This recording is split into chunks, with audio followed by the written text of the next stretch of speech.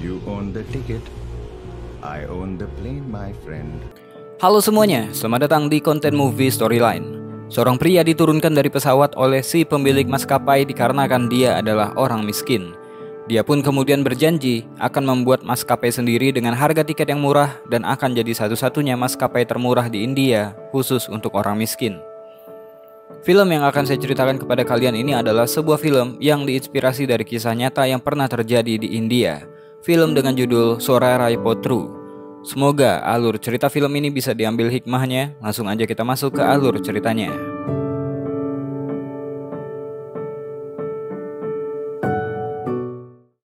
Cerita dimulai di tahun 1997, di mana ada seorang perempuan bernama Sundari sedang berpergian bersama keluarganya dengan menggunakan kereta. Di hari itu, keluarganya ingin menjodohkan Sundari dengan seseorang. Pihak keluarga sebenarnya udah capek mencarikan Sundari jodoh karena dia udah ditolak 20 orang pria. Singkatnya, sampailah mereka ke sebuah wilayah dengan ladang yang gersang tanpa adanya tumbuhan apa-apa. Mereka semua bertemu dengan seorang pria bernama Nedumaran Rajangan atau dipanggil Mara. Karena tahu maksud dan tujuan mereka, Mara sebagai laki-laki langsung memberitahukan keadaannya bahwa keluarganya sangat miskin dan gak punya harta apa-apa.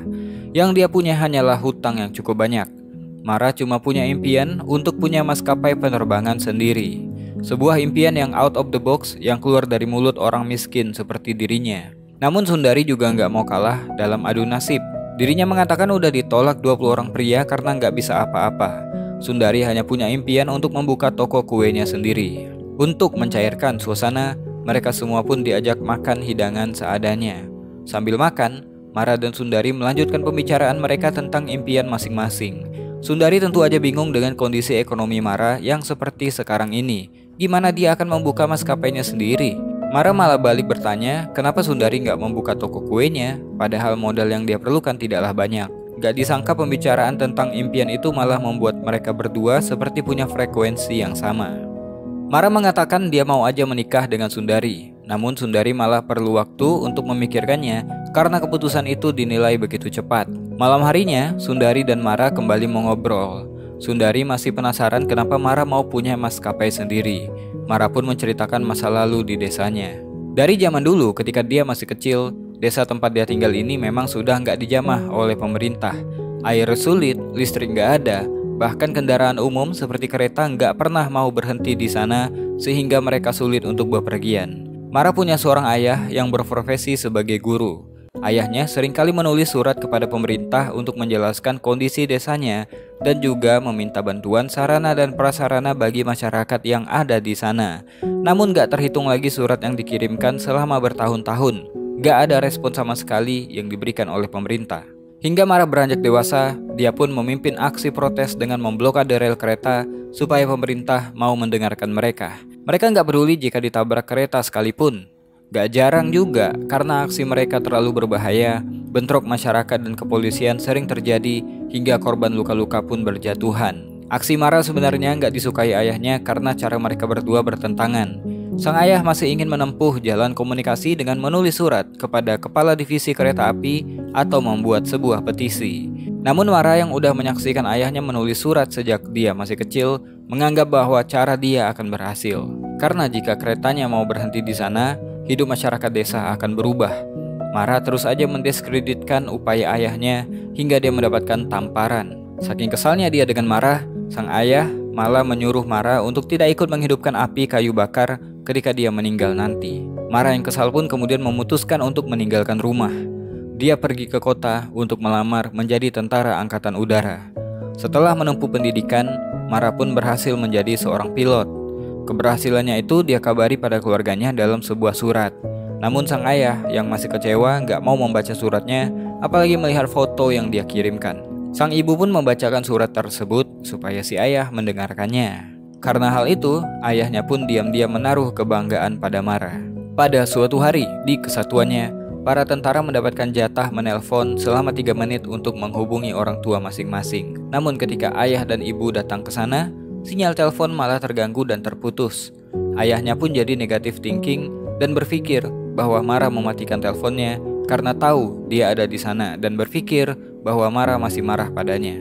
Hari-hari di kesatuan dilalui Mara dengan latihan yang keras. Mara dikenal sebagai tentara yang cerdas. Gak jarang dia juga berdebat dengan kaptennya jika memang ada sesuatu yang bertentangan dengan akal pikirannya.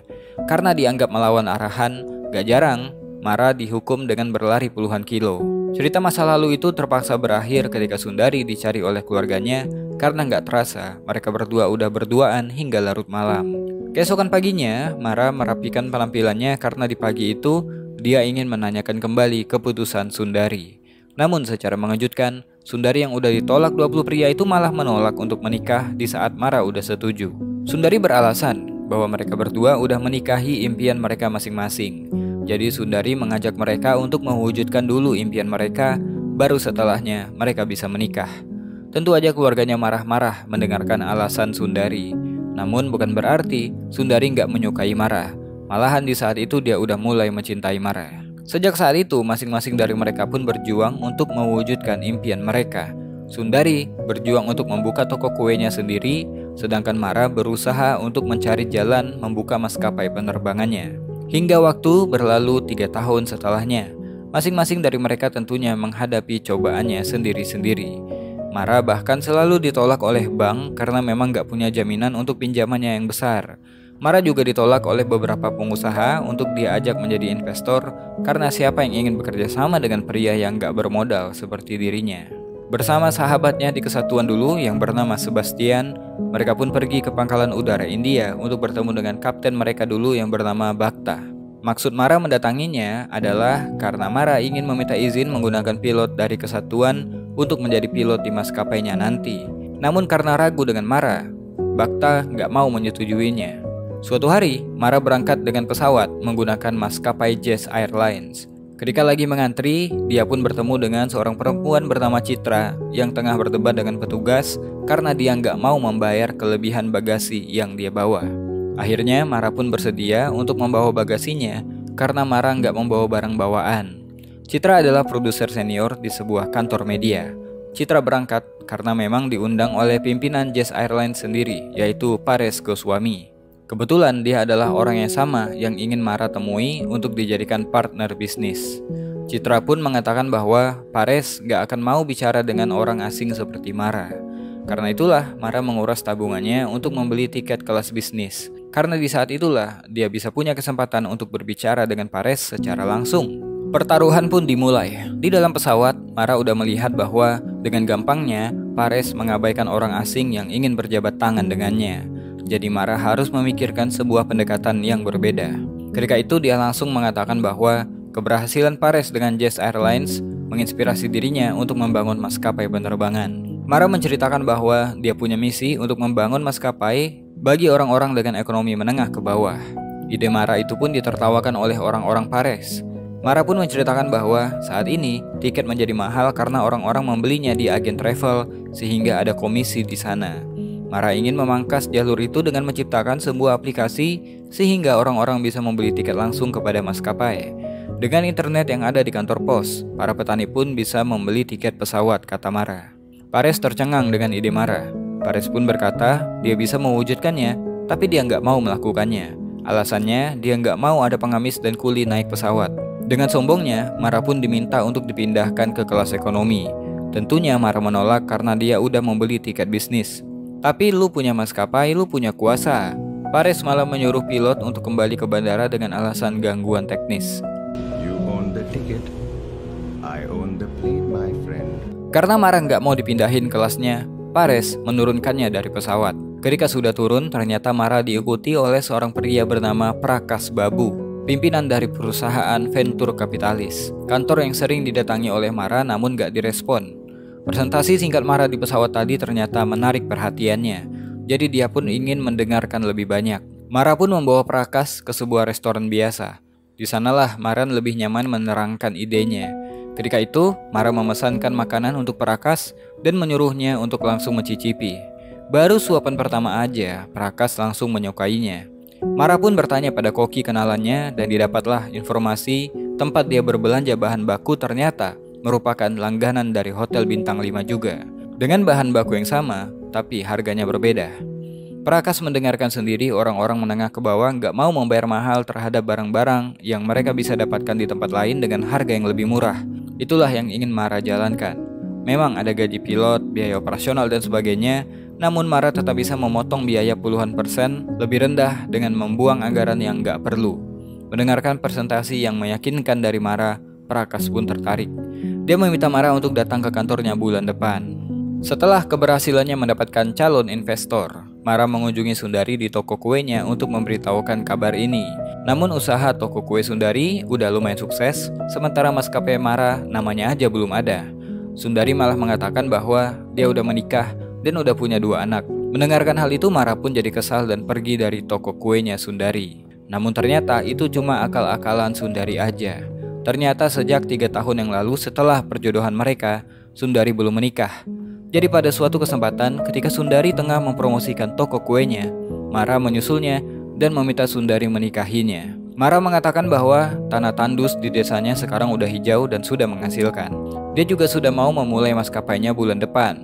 Sundari pun setuju menerima Mara, tapi dengan syarat bahwa uang yang mereka punya adalah milik bersama dan keluarga adalah yang nomor 1. Mendengarkan hal itu, Mara pun setuju.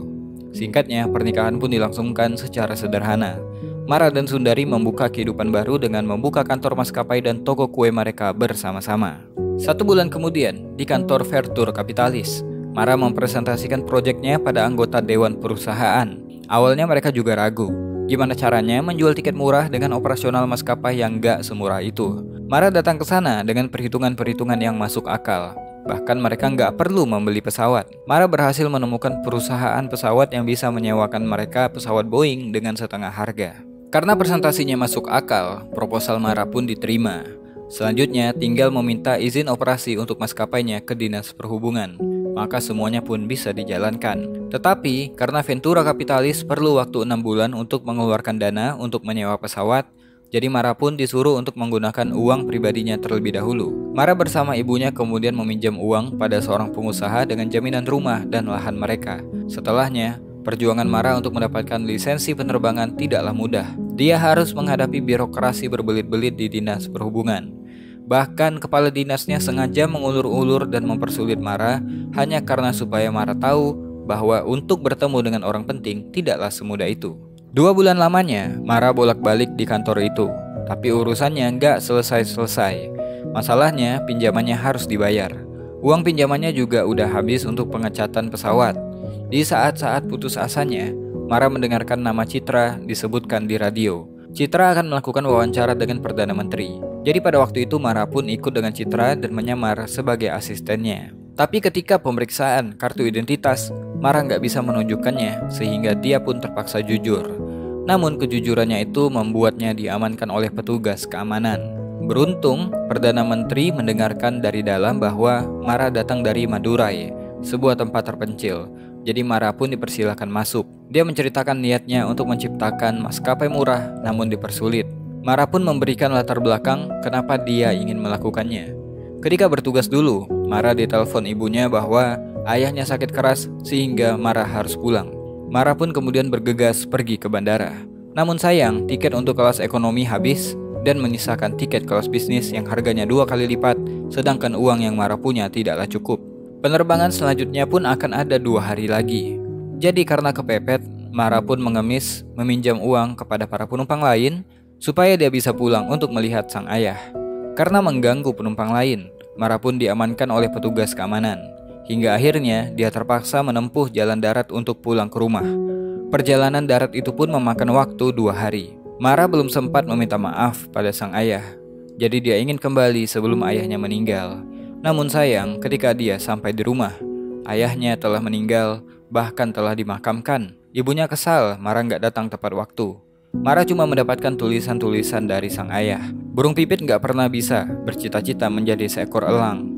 Tapi ayahnya percaya Mara bisa mengubah semuanya dan bisa mewujudkan impiannya. Siapa sangka cerita itu membuat Perdana Menteri memberikan rekomendasinya yang membuat Kepala Dinas Perhubungan gak bisa lagi menolak Mara di kantornya. Izin telah dikantongi, pesawat juga tengah dicat ulang dan dia beri nama Deccan Air. Pada suatu hari, Mara dan Prakas menghadiri pameran pesawat yang dihadiri oleh Menteri Penerbangan dan juga turut hadir di sana Paresh Goswami. Kabar tentang maskapai murah Mara pun udah terdengar hingga Paresh menyuruh anak buahnya memberikan mereka pelajaran bahwa bisnis mereka nggak akan berjalan mudah. Benar aja, di suatu ketika didapatlah kabar bahwa maskapai baru harus menyerahkan blueprint dari pesawat yang mereka gunakan. Peraturan itu adalah peraturan baru yang disahkan oleh Dinas Perhubungan. Karena peraturan konyol itu, perusahaan pesawat tempat Mara menyewa berencana menarik kembali kesepakatannya dan batal menyewakannya pada Mara. Karena blueprint adalah rahasia dari perusahaan. Di hari yang sama, Mara pun mendatangi kembali kantor Dinas Perhubungan dan meminta penjelasan. Bukannya dijelasin baik-baik, Mara malah dihina. Menurut mereka, peraturan itu baru disahkan 2 minggu yang lalu dan harus dipatuhi. Mara tahu kepala dinas ini dibayar oleh Paresh untuk mencekalnya. Mara kemudian pergi bertemu dengan Prakash untuk mengabari hal ini. Ternyata, yang mengejutkan adalah Prakash adalah orang suruhan Paresh yang ditugaskan untuk membuat Mara melangkah sejauh ini. Paresh adalah investor utama di perusahaannya, yaitu venture kapitalis. Paresh juga punya agen travel sendiri, sehingga gebrakan Mara tentunya akan merugikannya. Bahkan Paresh mengambil alih pesawat yang disewa itu, sehingga dia yang mendapatkan keuntungan dari harga sewa yang setengah harga. Sebagai orang kecil, Mara ternyata dipermainkan sejak awal. Dia diangkat ke langit untuk dihempaskan ke bumi. Mara pun mengamuk mendatangi Paresh di kantornya.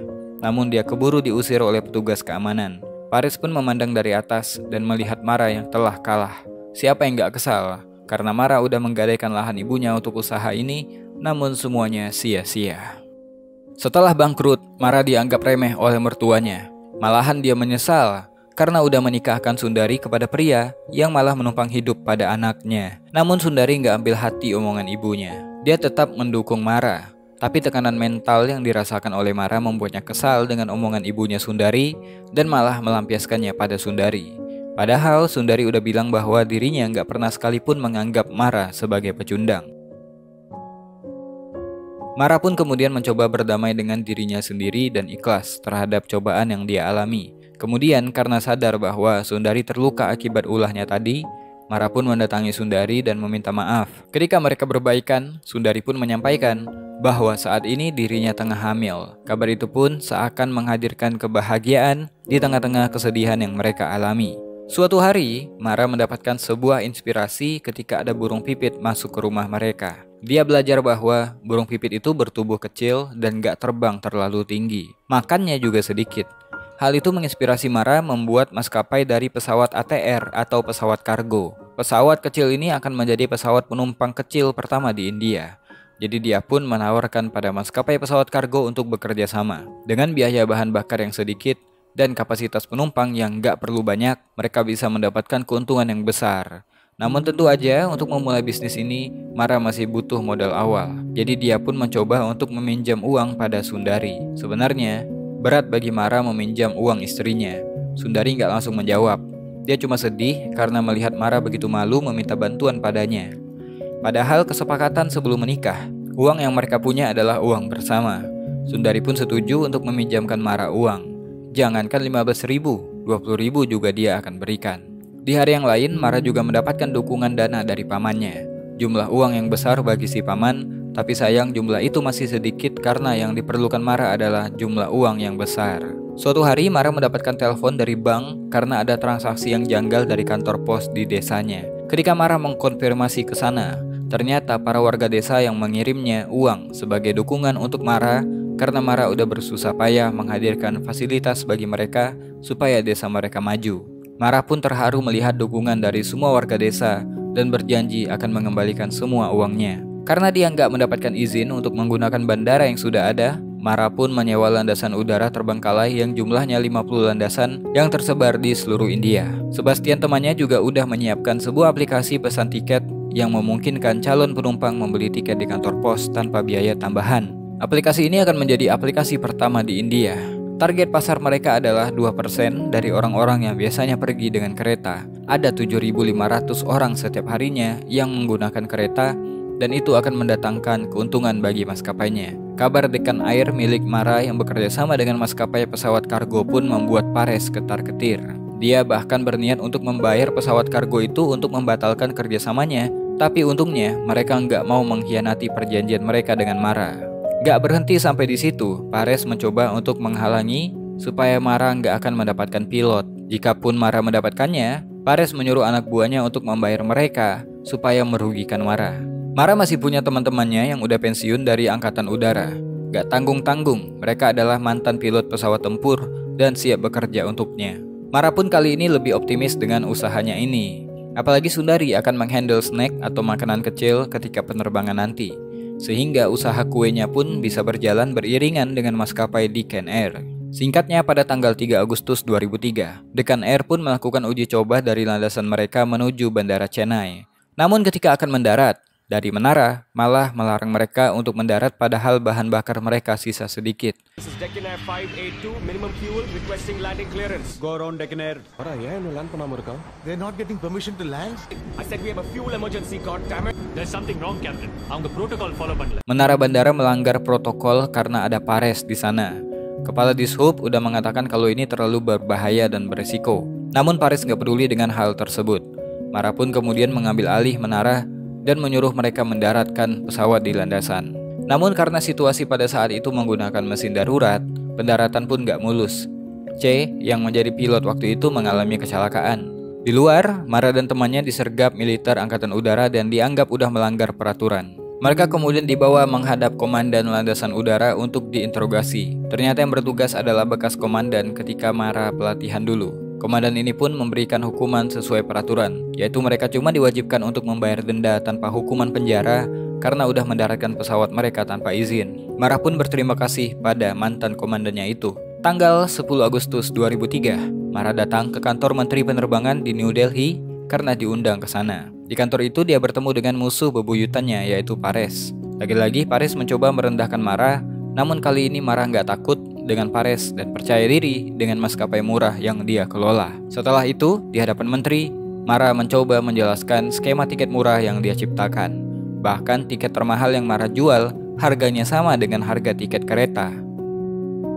Pada tanggal 16 Agustus 2003, Menteri Penerbangan meresmikan penerbangan perdana Deccan Air dan dihadiri oleh media. Penerbangan ini dikatakan sebagai pelopor penerbangan murah dan akan menjadi tonggak perubahan di India.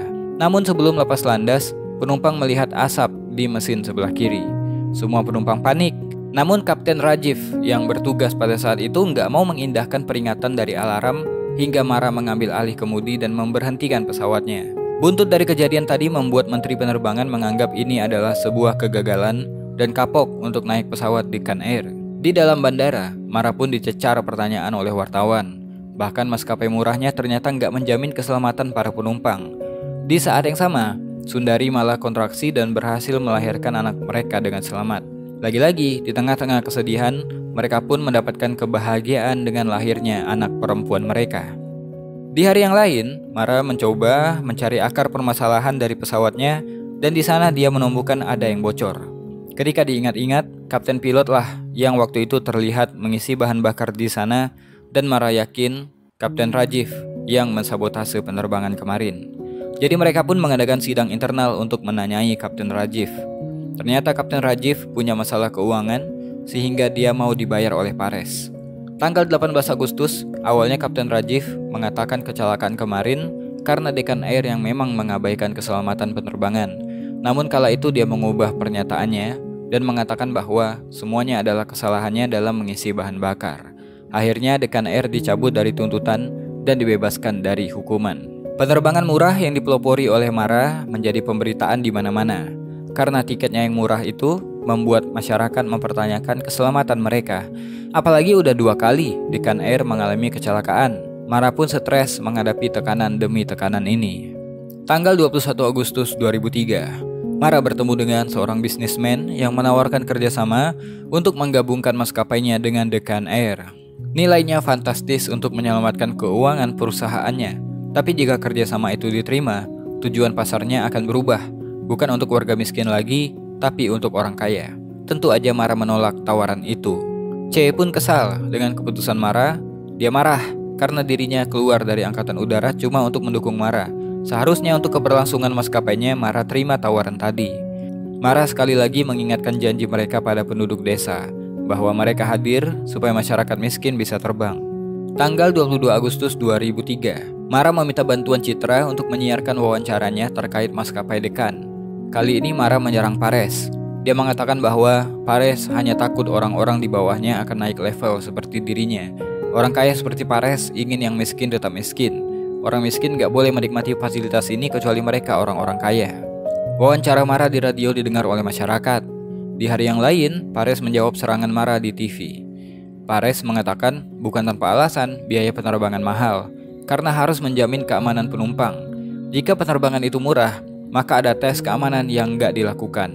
Saling balas-membalas komentar pun mereka lakukan hingga menjadi acara debat tentang keamanan penerbangan. Jadi suatu hari Mara memutuskan dia akan membuat penerbangan pertama Dekan Air dengan membawa 3 orang perempuan yang dia cintai, yaitu ibunya, Sundari istrinya, dan juga anaknya. Untuk menjaga pesawatnya supaya nggak disabotase lagi, Mara bahkan rela nggak tidur selama 2 hari. Bantuan nggak terduga pun datang dari Komandan Angkatan Udara. Dia menyuruh Mara untuk beristirahat dan dia akan menjamin keamanan pesawatnya. Mara pun akhirnya lega. Tanggal 25 Agustus 2003, Dekan Air akan kembali terbang perdana, membawa 3 wanita tercinta dari Bandara Chennai menuju Madurai. Namun selain mereka bertiga, penumpang lain malah nggak kelihatan. Maren berpikir masyarakat udah nggak percaya lagi dengan maskapainya dan takut untuk naik pesawat Dekan Air. Hingga panggilan terakhir, nggak ada satupun orang selain mereka bertiga yang ada di dalam. Karena hal ini, Maren pun membatalkan penerbangan. Sebaliknya, di maskapai Jazz, orang-orang mengantri naik ke dalam. Namun tiba-tiba, Sebastian datang. Dia menangis sambil menceritakan bahwa sebenarnya penerbangan mereka dari Bandara Chennai ke Madurai seharusnya terjual habis. Namun di aplikasi mereka terjadi gangguan sehingga tiket yang dibeli malah dibatalkan secara otomatis oleh sistem. Sebastian pun mengatakan bahwa mereka berhasil menjual ribuan tiket sampai bulan depan. Mendengarkan hal itu, Mara pun kemudian berlari menuju terminal kedatangan. Di sana sudah ada pesawat Dekan Air dari Vijayawada ke Bandara Chennai. Begitu juga rute dari Hyderabad ke Chennai yang penuh penumpang. Mara melihat raut kebahagiaan dari para penumpang. Para petani dan para kuli gak akan merasakan terbang dengan pesawat jika tidak dengan Dekan Air milik Mara. Seorang nenek pun memeluk Mara karena dia udah bermimpi selama bertahun-tahun untuk bisa naik pesawat, dan kali ini dia bisa merasakannya tanpa perlu menguras tabungannya. Akhirnya, Mara berhasil mewujudkan impiannya menciptakan maskapai murah untuk masyarakat miskin. Ibunya pun memberikan selamat pada sang anak. Di waktu itu, Mara mendapatkan telepon dari Pares yang menawarkan kerjasama bisnis. Namun dengan kepala tegak, Mara kini bisa membalikan keadaan dan menolak tawaran tersebut sehingga Pares menelan ludahnya sendiri. Cerita di film ini adalah terinspirasi dari kisah nyata dari sosok G.R. Gopinath. Dia dan Dekan Airnya mengukir sejarah baru di dunia penerbangan India dalam waktu 2 tahun. Di tahun ketiganya, Dekan Air punya 45 armada yang menerbangkan 25.000 orang dari 67 bandara. Gopinath menjadi salah satu orang yang berpengaruh di India. Darinya kita belajar bahwa untuk membawa sebuah perubahan yang sangat besar, memang dibutuhkan kesabaran, keuletan, dan keberanian. Karena tantangan untuk mewujudkannya sangatlah tidak mudah. Ketika kita memulai sesuatu, kita nggak akan pernah tahu kapan kita akan mencapai kesuksesannya. Satu-satunya tugas kita adalah terus berikhtiar sampai kita mencapai tujuan. Mungkin itu aja buat video kali ini. Saya Besa Putra. To be continue. Jangan bosan jadi orang baik.